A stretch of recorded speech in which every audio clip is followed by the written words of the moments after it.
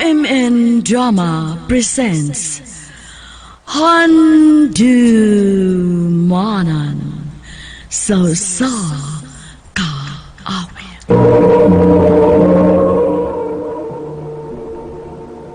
Ano pala siyang kaagi karon? Mo kining sa kalalaki nga taga Barangay Batulaki, Glan, Sarangani Province. Ang atong matatampo nagdasangan nga Dante. Bay Dante, habi ng regalo sa mo. Ha? Kinsa man? Julin. Oh, si Joylyn eh. Ano ba eh? Kaya ganahan niya? Ambot ba eh? Dili pa ko sure. Ya, saan na ako makita eh? Oh, na lang ba eh? Rebound.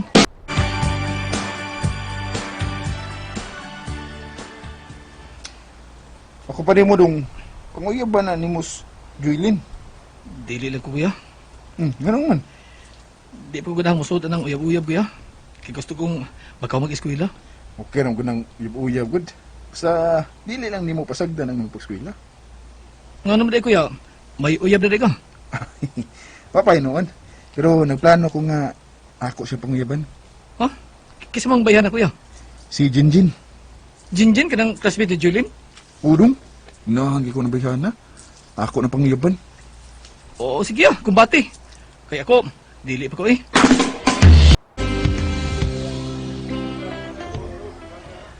Asam ni si kuya. Wa pa man din sa mga abutanan. Mapaulit ng tami. Bay! Ay, Oh. na hindi. Yan mo pingitan mo. Nga naman, may tuyo ka na ko. Tara, toto. Masam ni, So, tagamay. diin manigikan. Secret para bibo. Sapa niya eh. Diin na ginigikan. Basta, diya, ako nilagikan. Wala lang ko ni Moy, kaya biyaran ko sa kumakauban. Diin kagikan ni suwata. Dante, I love you. From Joylyn. Gidangat. Gikan ng Joylyn? Ya, sa plano ni mo, ganang ibog mo din na si Julie ni mo. I love you na siyang suwat, be. Nakihatag ni mo, parang Joylyn. Sumra, Suwat sab, parang niyo. ako kanar di, bebe ang bebe. Kaya ko nihatag ni Julie. Ha? Makiksulti si Joylyn ako? Ubay, to siya sa ilaw sa kahoy, pabot ni mo. Oh, sige, sige. Ako atuon.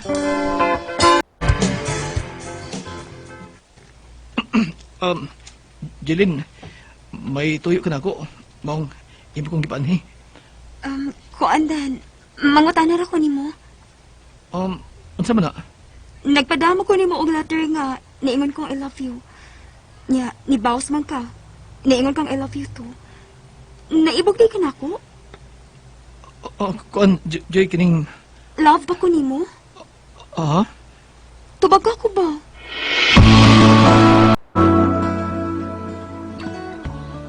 Uy, sa ato pa, wala kay gusto ni Joylyn, kay huwag magkakamutubag si putana. Wa, bay. Muli gidangat mo. Eh, ni boss, I love you to sa isuwat. Binuar to ako niya eh. Kay bisag gamay, wa ko'y gusto ng Joylyn. Bay Dante.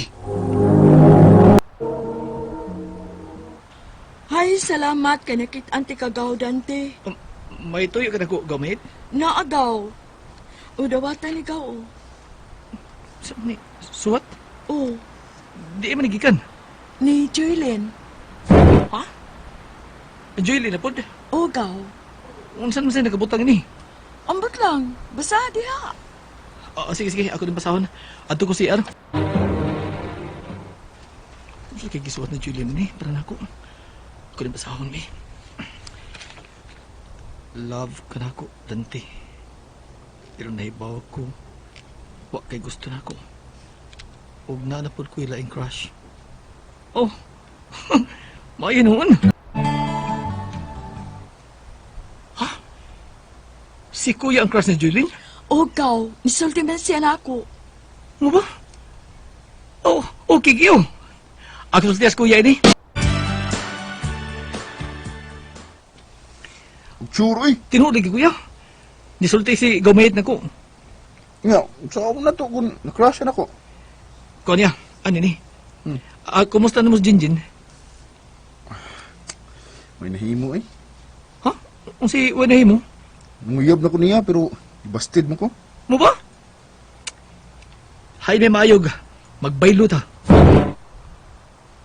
Kung si magbaylo ba? Wa magkakasugtan Jinjin. Ako'y manguyab ni Jinjin. Nya, ikay panguyab ni Joylin. Ha? Kung mayo ka? Ukir lagi na. Nga day. Naibog di kan Jinjin. Wagod. Kanya, kanang mo mang panguyaban ha? Atik-atik lang gud. Saman okay ka? Kay ako yung manguyab ni Jinjin. Nya, iya mo si Joylin. Ah, sige, go!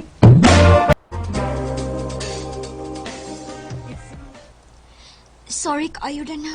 Di pa ko ganahan mag-uyab-uyab. Jin, nga naman, wa kay gusto na ko. Ay, dili man sa ingon anak good nga wa ko'y gusto nimo. Ganahan lang ko nga kung manguyab na gani ko, kanang mahuman ako og eskwela.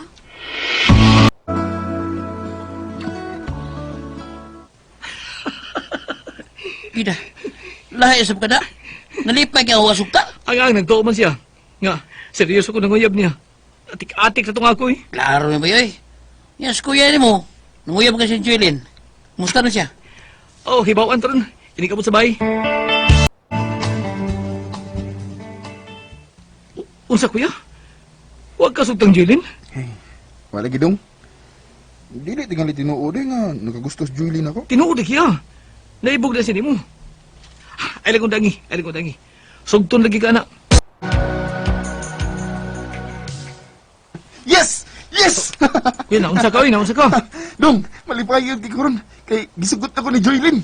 Oh, mau ba ya? Oh, congrats kuya. Unsa man ko. Ganun dahil magibati ako nga naibaw ko nga. Uyab na si kuya o si Joylin. Unsa man ko. Ay, pinuang di oy. Lagi ba eh? Gisikitan mo lang ko pag-ibaw na ko nga. Uyab na sila si kuya. Jay ka. Pasig na higog ba noong kay Joylin ha? Ambot ba eh? Ambot.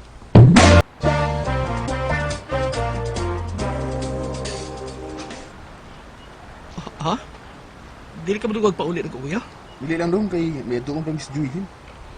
Damo ko ko'y palitundan. Magpauban na ko sa imong maguwang. Mau ba? Una lang ba uli na ko dong ha? Sige, sige kuya. Tana be, kay basir basiradaan ta. Dali ni.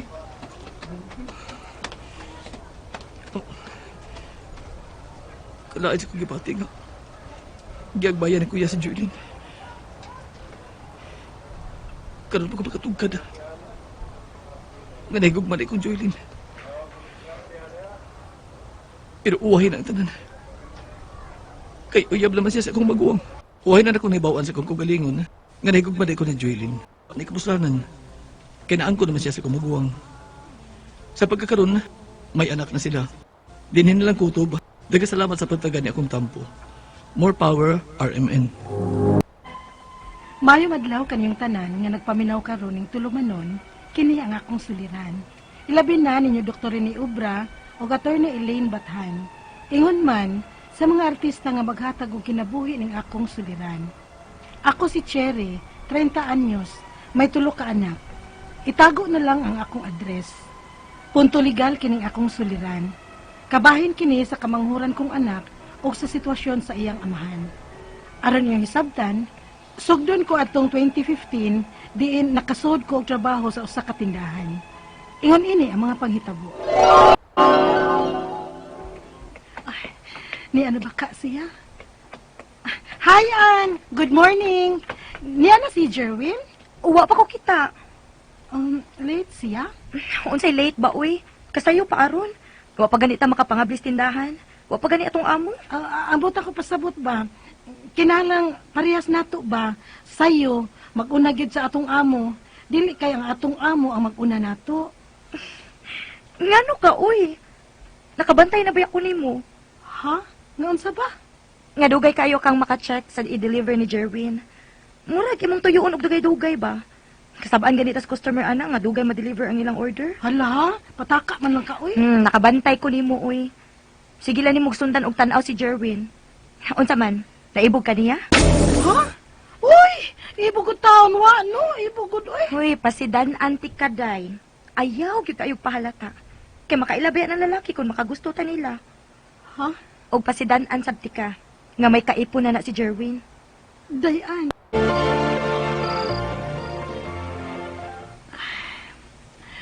Naibaw bitaw ko nga may kaipon siya. Pero, wa man ni nako tuyo ah. Namubati ko gusto nga to niya. Nga naman sad, uy. Nga malipay man ko mo trabaho, basta naa si Jerwin. Wa man sad taon ni nako tuyo ah, uy. Oh, tungod tingali. Kay dali ra kaayo may kasinabot sa trabaho. Ay, dugaya maugma, uy. Aron makita ko na sab si Jerwin. Cherry. Uy, buntag na, uy. Mujuti ka pa man ka, ha? Cherry. Ma? Unsay ma, buntag na. Kadugay ba nimong nakamata? Ay, dugay kang natuog gabi, eh. Ha? Oo, ma. Dugay ko nakatug. Ay, huna-huna na sa kasi mong problema. Sa amahan sa imong duha ka anak. Ma. Makapila na ti kasultihi. Nga kalimti ang way puangod ka amahan sa among mga apo ni Papa di mo. Total, di apa man ning Papa di mo. Malingaw raman sabing magbantay sa among apo samtang tua kas imong trabaho. Ako pa ni mo, Cherry. Mangita kang ikapuli sa amahan sa imong mga anak diha sa imong kasing-kasing. Naa naman, ma. Uy, naminaw ka sa kong gisulti. Ma? Oo, naminaw, ma. Ilisi tong tortugok nga amahan sa imong duha ka anak.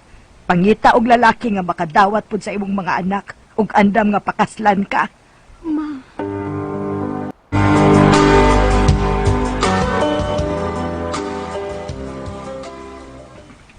Dili si Jerwin ang lalaki nga gusto ni mama nga ako pangitaon. Ang gusto ni mama, kanang lalaki nga way kabilinggan. Kanang andam nga mapakasal na ako. Apan, tablara nga minyo si Jerwin. Kay may pamilya naman siya. Apan si Jerwin na ang gipuli kong mark sa akong kasing-kasing. Siya na. Uy. Inuktok man? Uy, ikaw di ay. Ana lang gid ko kadili importante nimo. Nga dili mabantayan ang ako presensya. Jerwin. Pero ako, halos matagsuok ti ka pangitaon kung mawa ka sa kong pananaw. Usa pa mo hulong ang ako mga mata sa pagpangita nimo kung makita na ti ka. Jerwin.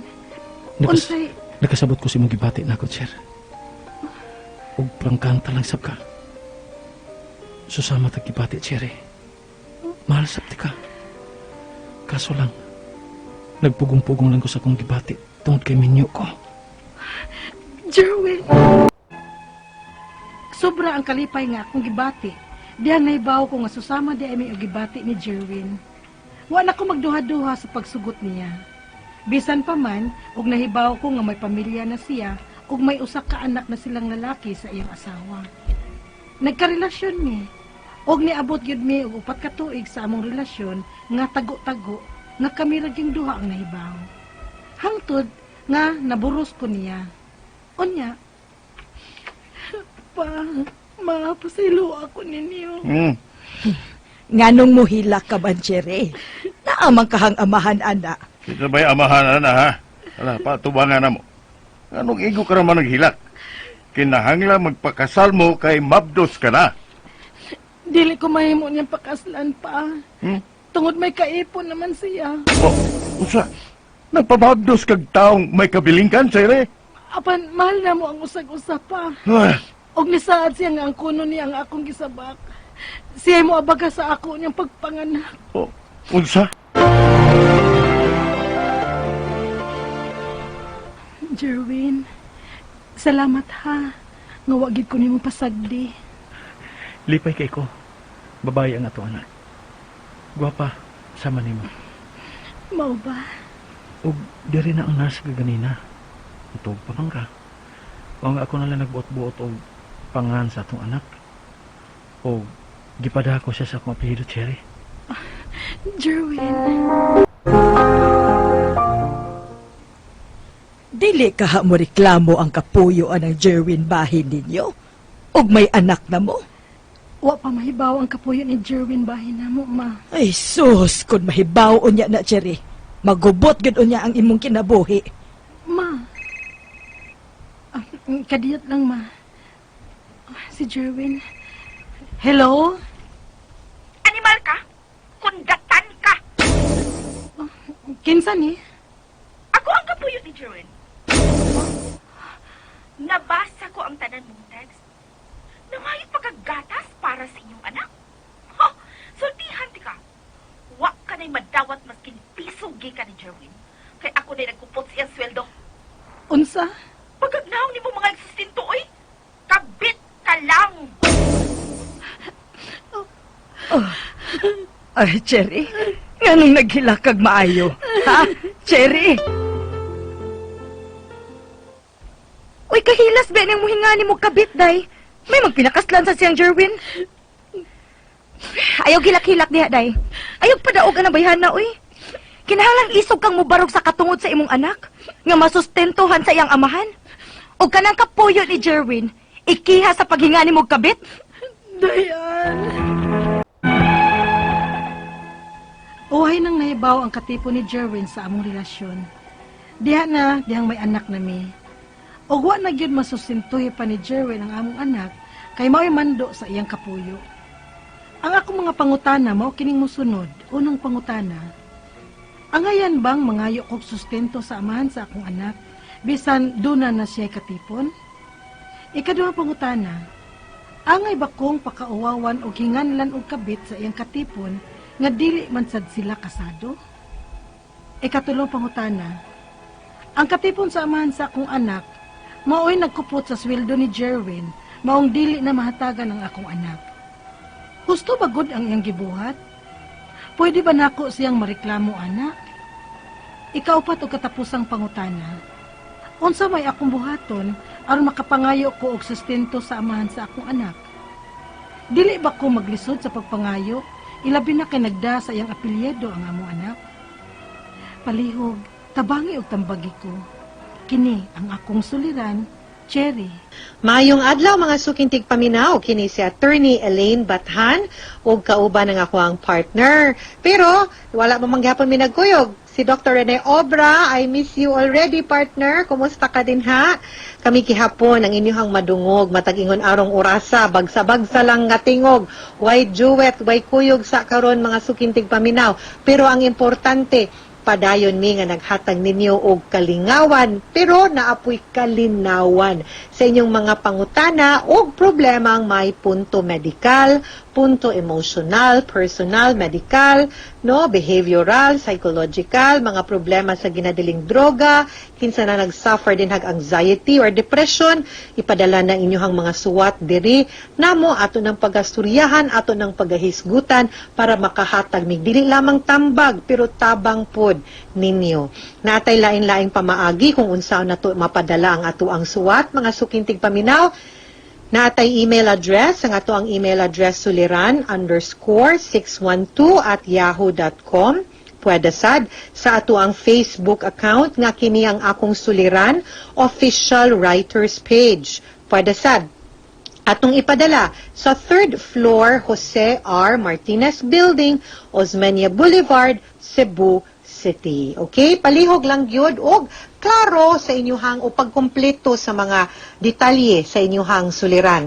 Among ginaawhag ang tanan nga ganahan mo suwat nga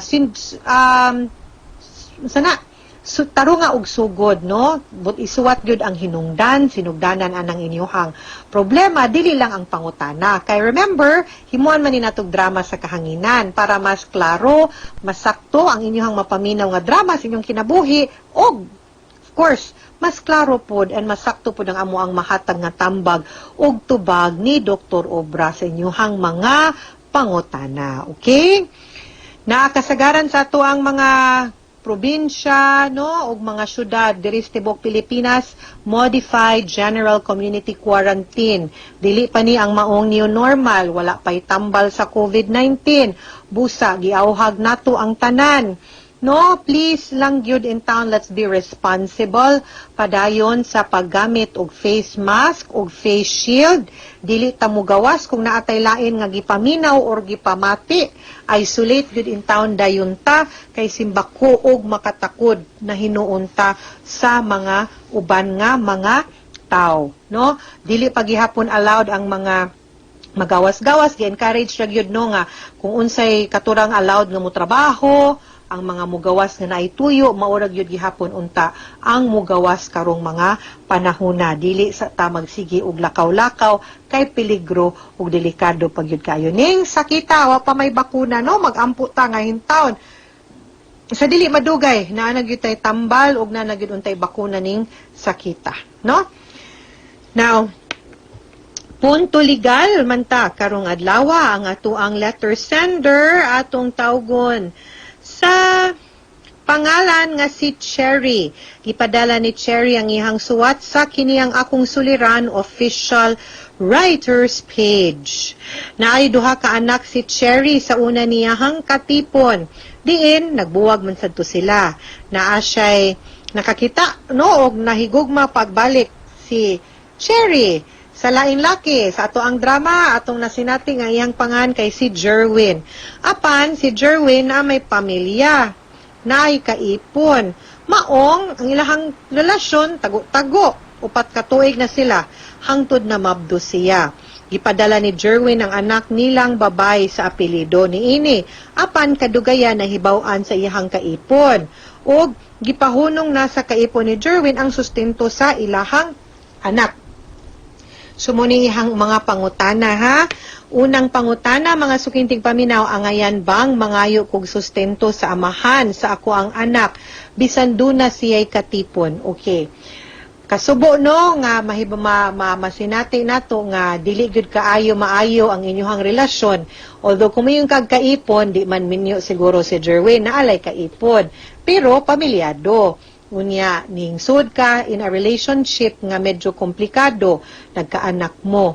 However, maski man og maingon ko nga dili kaayo sulod no sa saktong gawe ang inyong relasyon, ang bata nga inyuhang nabuo og naanak waysa og nagpabilin ang responsibilidad ninyo isip ginikanan anang inyuhang anak busa isip amahan dapat siya nga muhatag og sustento. Di na gani ka angay mangayo. Siya mo'y dapat kusa nga muhatag anak kay nahibaw man siya nga naa siya'y anak nimo. Dapat di po niya pasagdan ang bata. Di man gani ikaw ang bata na lang, no? So kung angay ba kang mangayo, of course angay ka mangayo kung siya mismo dili kusa nga mo barog sa iyahang responsibility isip amahan.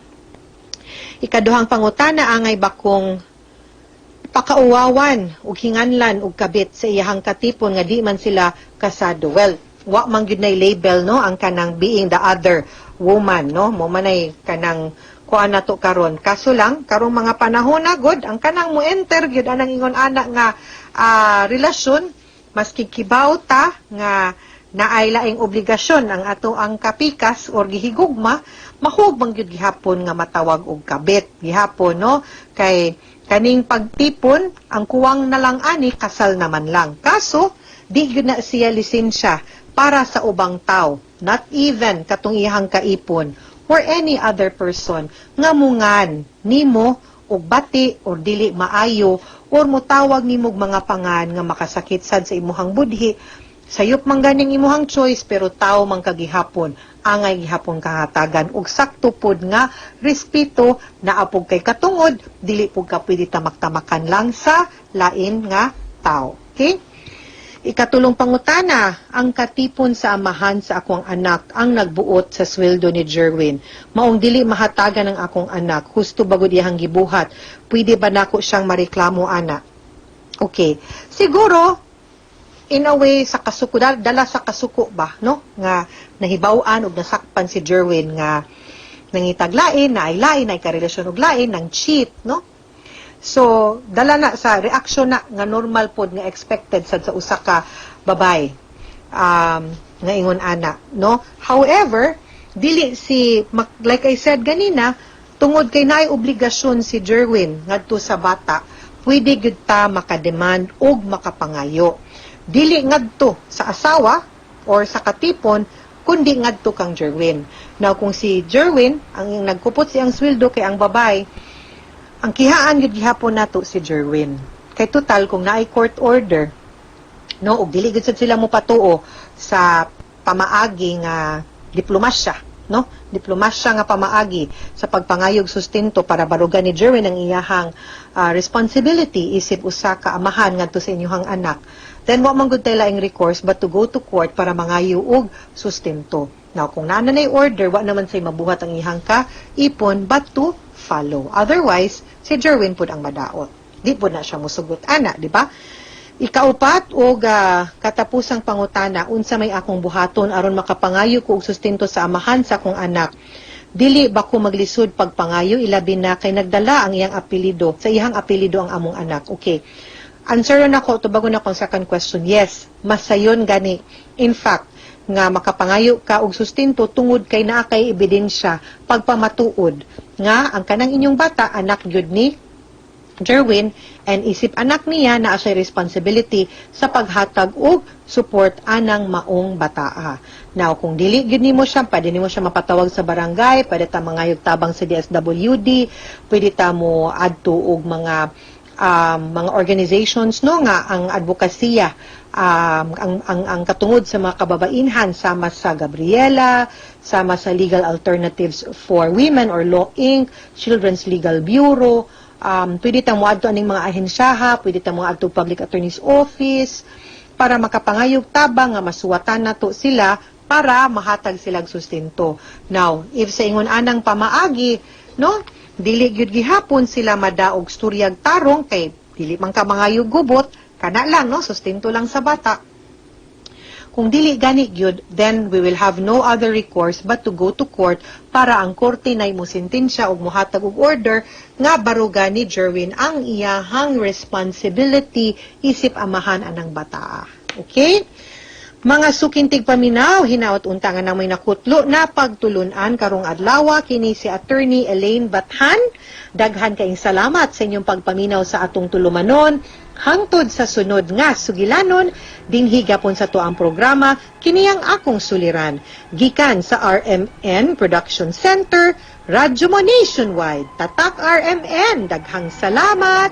Stay safe mga sukintig paminaw og maayong adlaw.